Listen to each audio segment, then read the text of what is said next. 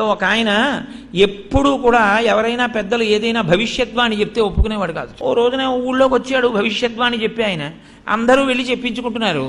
ఈయన ఎవరి మాట నమ్మడండి అన్నారు.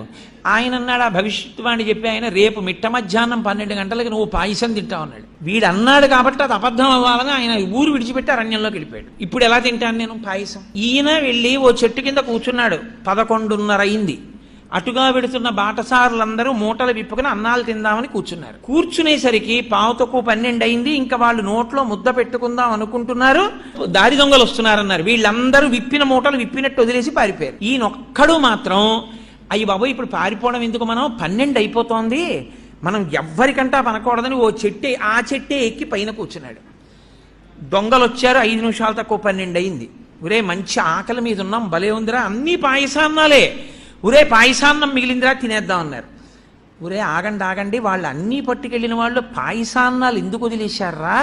మన్ని మట్టు పెట్టడానికి ఇందులో విషం కలిపి ఉంటారు, ఇక్కడ ఎవడైనా ఉన్నాడేమో చూడండి, ముందు వాడికి పెట్టి చూద్దాం అన్నారు. ఖచ్చితంగా 12 అయింది. వాడిని దింపి నోట్లో పెట్టారు పాయసాన్ని. ఎందుకని వాడు పాయసం తప్ప ఏదైనా పెట్టండి, నేను తిన్న పాయసం తప్ప ఏదైనా పెట్టండి అంటున్నాడు. వీడికే పెట్టాలరా పాయసం అని ఖచ్చితంగా 12 పాయసం పెట్టారు. కాబట్టి కర్మవశమున భవమృతి కారణములు చేసుకున్నవాడికి చేసుకున్నంత మహదేవా.